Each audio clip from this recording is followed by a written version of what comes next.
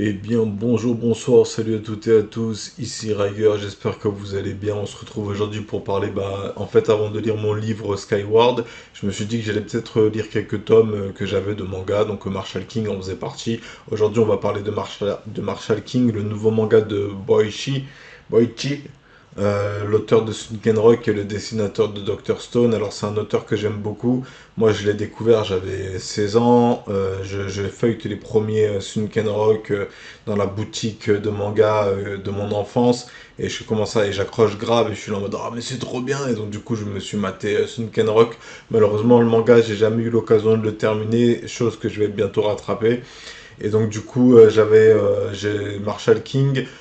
J'ai appris la sortie sur une news sur Google et je me suis dit ah putain mais il faut que je me l'achète et après j'ai appris qu'il y avait une édition collector qui était disponible. Alors j'ai vu qu'à la Fnac elle était en rupture de stock, donc je suis parti à mon repère de magasin de manga que j'ai trouvé en ville à Montpellier et je me suis acheté, ils avaient le collector de The Marshall King tome 1 et donc du coup j'ai pu l'acheter. Donc on va faire une partie sans spoil et une partie avec spoil.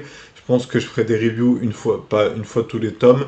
Je pense pas que je rattraperai les scans parce que j'ai vraiment envie d'apporter mon soutien à l'auteur en consommant son œuvre de manière légale afin qu'il puisse avoir ses lovés pour pouvoir plus se concentrer sur son travail d'artiste. Bref, donc sans spoil, rapidement, Marshall King, ça parle de quoi, comment expliquer ça. Je pense que le plus important, c'est de noter le style du manga. Donc c'est un style western, steampunk, ça mélange un peu les deux. Donc ça se passe dans une sorte de Far West de l'espace-temps. On n'a pas trop d'informations sur l'origine du monde, même dans l'œuvre, alors du coup, je peux pas trop vous spoiler sur ça. Il y a un petit côté steampunk dans les véhicules et dans la manière, c'est des cowboys steampunk. Voilà, ensuite, ce qui vaut vraiment le coup dans The Marshall King, je pense que c'est les visuels, parce que Boichi, c'est un auteur qui prend beaucoup d'attention pour dessiner le mieux possible les environnements, les objets, les personnages et rendre chaque image intense. Et au cours de la lecture du manga, il y a plein de moments qui sont sublimés par le dessin de Boichi. C'est pas des moments si ouf que ça, mais les moments qui marquent avec ces beaux visuels sont assez impactants. Et donc du coup, ça, on les garde en mémoire et on garde surtout le personnage en tête. Un personnage qui réserve quelques surprises. Ensuite, sans spoiler, parce que moi, quand je spoil pas, quand j'évite le spoil, je raconte rien de l'œuvre, et même là, je considère que j'ai un peu dépassé certaines limites. Qu'est-ce que je pourrais dire de plus dans la partie sans spoil? C'est rafraîchissant comme style d'œuvre, c'est rafraîchissant autant du point de vue des mangas en général, parce que c'est quelque chose, c'est avec un style qui a jamais été fait, parce que Boichi à la base il fait des seinen, hein, et il a même commencé en dessinant des hentai, il me disait la responsable de mon magasin de manga. Et du coup, il aime bien dessiner des popotins et des ins et des tétons. Et là, il n'a pas pu le faire parce que je pense qu'il a ciblé le côté shonen. Il explique au début que l'œuvre, elle est née d'une discussion avec un responsable du Weekly Shonen Jump qui disait qu'ils allaient devoir commencer à filtrer les mangas dès leur entrée dans le magazine parce ils ont sûrement de plus en plus d'œuvres qui sont proposées. Donc du coup, ils ont sûrement de plus en plus de mal à les sélectionner. Et donc du coup, les répertorier par genre pour avoir un peu tous les genres paraissait logique. Et donc du coup, Boichi s'est dit, bah, je vais faire un western steampunk, comment comme ça je rentrerai dans ces critères et ils publieront mon prochain manga et moi je kifferai. Et Boichi, c'est quelqu'un qui est animé par la passion, je veux dire, j'avais lu son artbook de Sunken Rock, il était vraiment impliqué, j'avais surtout regardé les images de l'artbook, hein. J'ai pas trop lu les détails, je me suis dit que je lirais ça un jour ou l'autre. Mais non, j'avais lu à la fin, par contre, il remerciait son public français. Il était là en mode oui, ils sont partis en France, mes personnages, maintenant c'est à mon tour. Et donc, du coup, non. Alors, pour parler un peu plus de l'œuvre et pour finir, le personnage, comme je le disais, il réserve des surprises, il est surprenant, il est attachant, et c'est à la fois un monde sérieux et il y a un peu de comédie qui est proposée dans l'œuvre, hein, un peu comme sait faire Baishi. Et donc du coup, non, moi c'est un manga que je conseillerais sans avoir peur, parce que comme je le disais, il est rafraîchissant, il est innovant, et les visuels sont juste spectaculaires. Bref, maintenant on va rentrer dans la partie spoil, donc à partir de là, je vais commencer à parler des événements du manga, et donc du coup, si vous n'avez pas envie de vous faire spoiler l'œuvre, il faut arrêter la vidéo ici. Premièrement, comme je le disais dans la partie sans spoil, la première chose qui m'a marqué, moi, c'est la première page En gros, j'ai ouvert j'étais content, je me suis posé sur mon canapé en mode ouais, je vais enfin lire le manga. Putain, à chaque fois je faisais une sieste à l'heure de la lecture, ça casse les couilles. Maintenant je peux le lire, j'ai de l'énergie, même si je me suis réveillé à 5h30 du matin. Et donc du coup, je tourne les premières pages. Et là, le premier visuel que je vois, c'est un plan sur le désert en couleur, parce que du coup, l'édition collector avait des pages couleurs, et c'était juste magnifique. Et je me suis rappelé pourquoi est-ce que je kiffe autant Boichi. En fait, c'est parce qu'en plus de raconter des bonnes histoires, il est capable de faire des beaux dessins. Et du coup, je pense que c'est un auteur complet. On suit des aventures. La scène commence avec M. Godspeed, donc c'est comme ça qu'il a appelé, qui parle avec des bandits. Le bandit dit non, mais je connais ta légende, mon frère. Tu gères le désert depuis des siècles et des siècles. Alors, du coup, ça m'a fait un peu tilter depuis des siècles et des siècles. Est-ce qu'on suivrait pas des personnes qui peuvent, d'une manière ou d'une autre, parce qu'il y a un peu de fantastique à la fin du tome, on voit qu'il y a un peu un mélange de fantastique. C'est pas seulement du steampunk, western, il y a peut-être aussi un petit mélange de fantastique. Je vais un peu vite en besogne, mais un peu comme quand les bras rejoignent Jim Godspeed. Et donc du coup, je me suis dit, ouais, donc ça c'est bizarre, il tient le désert depuis des siècles et des siècles. Alors est-ce que ce serait juste que sa légende a dépassé l'homme, ou est-ce que le mec il avait vraiment des siècles et des siècles? Ensuite il explique, ouais, mon fils va arriver, je veux que tu fasses une partie du contrat pour lui, tu seras payé 10 millions de dollars. Donc le bandit il est tout content, il fait ok, on va t'écouter, tu as besoin d'aide pour le braquage, si je me donne une petite partie, on t'aide pour le braquage. Et là, M. Godspeed il se vénère en mode attends, tu crois que j'en suis incapable, tu crois que sans toi j'ai aucune chance de l'avoir? Non, non, je connais ta légende, c'est là où j'ai expliqué depuis des siècles et des siècles, tu tiens le désert dans tes mains. Et non, du coup, ce qui m'a aussi marqué, c'est bah, le train quand je l'ai vu. Il avait vraiment une carcasse, c'était pas un train de marchandises, hein, c'était une arme de guerre le truc, hein, avec des gros canons, des super cuirassés. Même les mecs qui s'en vantent, ils disent attends, tu te prends pour qui, braqueur de train à la noix? Nous aussi on a des armes de locaux, tu vas voir, et ils se font défoncer par un tir. C'est aussi une chose qui m'a frappé. Je me suis dit en fait c'est pas juste du western en fait. Il y a vraiment un côté shonen surréaliste parce que M. Godspeed tire avec son calibre une puissance de feu exceptionnelle avec les fameux magnums, hein, qui sont un peu plus tard expliqués que c'est les armes phares des Marshall parce qu'il y a tout un délire autour des Marshall. Et donc du coup non, ça m'a surpris, et ça m'a surpris dans le bon sens. Je me suis dit ouais, trop cool, il va y avoir des gros trucs. Et même ce qui m'a un peu marqué, c'est que on arrive quand même, parce que c'était un peu ça qui me faisait peur un peu avec un western, c'est que c'est des armes à feu, et les armes à feu, vous savez, c'est rapide, hein, les échanges de tirs qui durent des heures et des heures, c'est que quand on reste à couvert, mais quand il n'y a pas de zone pour se mettre à couvert, qu'on est face à face et qu'il y a deux mecs qui se tirent dessus, il y en a très vite un des deux qui finit par tomber, si ce n'est pas les deux.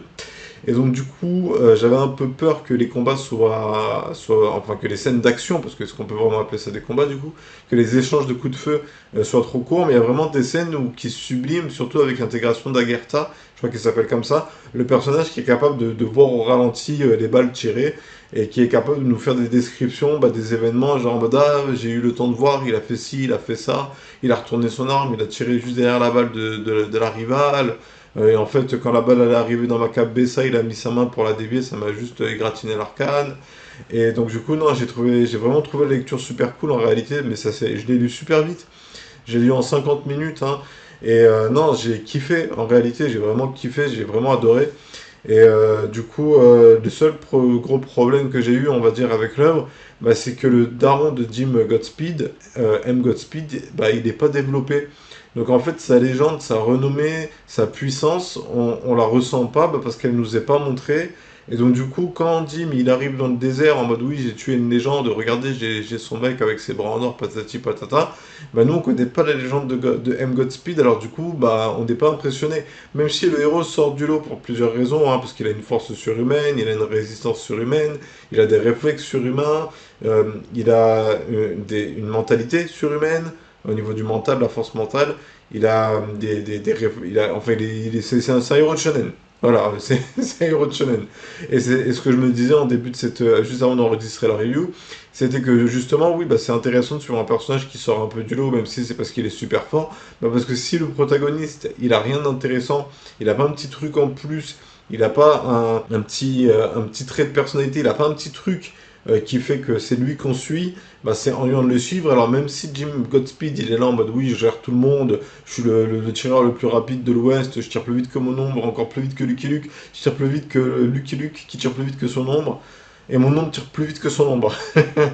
Et donc du coup, non, même si on suit un peu un héros qui semble être gâté par la nature dès la naissance, il y a peut-être un délire en fait, c'est un peu ça que je me disais, parce que le père quand même, au bout d'un moment, quand il revoit son fils en lui disant ah t'es venu me faire la peau, patati patata, mais avant on fait le braquage du train, il lui dit n'oublie pas qu'on est des Godspeed. Alors peut-être qu'il y a un délire comme quoi il y a une race ou une nanana qui a des dynasties, parce qu'il y a tout un concept de famille avec les Marshall. Excusez-moi, c'est un peu embrouillé, hein, j'essaie de mettre de l'ordre dans mes pensées, mais ça vient au fur et à mesure. Mais il y a tout un ordre chez les Marshall. Les Marshall, c'est les fils d'un tel, et donc du coup, ils ont telle ou telle capacité, telle ou telle renommée, et s'ils font tel ou tel truc, leurs darons, ils peuvent prendre pour eux. Et donc du coup, non, j'ai trouvé l'univers très intéressant, et en fait, même pendant un moment, moi, je m'attendais à ce que ce soit un slash of life. En fait, qu'on allait suivre les aventures de Jim Godspeed dans l'académie des Marshall, pour qu'il devienne un Marshall de renommée, avec un délire de shonen vraiment dans un lycée, patati patata. Mais en fait, ça dure vraiment pas très longtemps cet arc, et le héros, déjà à la fin du tome 1, il va vers une autre destination. Donc, est-ce que c'est parce que Boichi speedrun un peu son histoire, parce il a envie de passer par plein d'arcs narratifs, et pour ça, il doit mettre en avant son personnage et ses aventures, ou est-ce que c'est juste que bah, Boichi disait que c'était plus intéressant de faire que l'académie, c'est un point de départ pour récupérer un artefact qui conduira à découvrir les autres artefacts. Parce que du coup, ça nous expliquait, en gros, le super magnum, le magnum capable d'annihiler un continent, il a été scellé. C'est d'ailleurs pour ça que le père que M. Godspeed avait engagé les bandits pour qu'ils aident son fils à voler le gun. Et ensuite, on apprend que ces différentes parties de son corps et ces différentes armes ont été dispatchées à travers le continent. Et le but du héros, c'est de réunir ces armes afin de devenir le nouveau Marshall King, qui sera capable de repousser l'ère des Desperados, parce qu'en gros c'est l'ère des Desperados, mais ça aussi c'est pas spécialement développé, vu qu'on suit que le héros et son aventure, on voit pas le père, on voit pas les bandits, même si les bandits après ils attaquent l'école et tout, et que ça fait vraiment, on voit vraiment qu'ils sont balèzes hein, les bandits, hein. Ils ont toute une armada avec eux, mais voilà, bref. Pendant un moment, j'ai cru que j'avais été feinté, mais en fait, le héros, il a un cœur pur, et ça, c'est shonen, ça. Le héros, quoi qu'il arrive, il veut faire le bien malgré le mal qu'il y a autour de lui, et je trouve que c'est une très bonne morale. Parce que c'est aussi un peu, moi je vais pas vous mentir, moi, les armes à feu, ça me fait peur. J'aurais peur qu'on m'en emprunte une sur moi, j'aurais peur d'en tenir une dans les mains. Je suis vraiment, les armes à feu, pour moi, c'est la mort, c'est le diable, c'est le démon, il faut pas s'en approcher. Et le problème, c'est que vu qu'il y a beaucoup de gens qui font du mal à travers le monde, et ben on est obligé d'en avoir pour qu'il y ait des gens qui puissent nous protéger de ces personnes. Ou se protéger soi-même de ces personnes. Et des choses que je peux comprendre, dépendant de la vie qu'on a eue. Et donc du coup, le fait que le héros ait le cœur pur, ça adoucit un peu l'histoire, parce que du coup, même si au bout d'un moment il y a des morts, il y a des échanges de coups de feu, il y a du sang, tout ça, vu que le héros il a le cœur pur, on se dit qu'on suit quelqu'un de noble, et donc du coup que ses actes seront nobles, même s'il a un petit côté chenapan qu'il n'hésite pas à montrer à tout le monde et qui cache bien son jeu. Le héros est super intéressant à suivre. Ensuite, ce que je me disais justement dans le lycée, c'est qu'il y avait beaucoup de personnages qui avaient du flow. Il y avait comment elle s'appelle, la Black Mirenma, ou je sais pas trop comment elle s'appelle. J'ai pas retenu les noms, j'aurais dû noter son nom, j'ai été bête. Mais celle qui est Yumin, pour ceux qui ont lu Sunken Rock, la fille, je crois que son nom de famille c'est Blackberry. Donc du coup, non, ce que je voulais dire, c'était ouais, il y avait plein de personnages intéressants, qui avaient un peu de flow, des mecs qui étaient un peu calmes, un peu en mode oui, on fait pas la violence dans ma classe, ou sinon moi j'hésite pas à dégainer pour te régler ton compte. Et donc du coup, non, il y avait beaucoup de personnages stylés, et du coup, c'est ça qui me donnait envie d'avoir un Slice of Life, c'était qu'on ait l'occasion de découvrir tous ces personnages, mais c'est peut-être pas perdu, peut-être qu'on les verra plus tard dans les tomes, dans la suite de l'histoire, en étant devenus de vrais Marshall à leur tour sur les pas de leur ami Jim Godspeed. Et ce que je me disais aussi, c'était que peut-être que l'histoire se passera sur plusieurs années. Parce que du coup, il y a quand même à la fin du manga, à la fin du tome 1, il y a quand même le côté espérance de vie qui est pris en compte.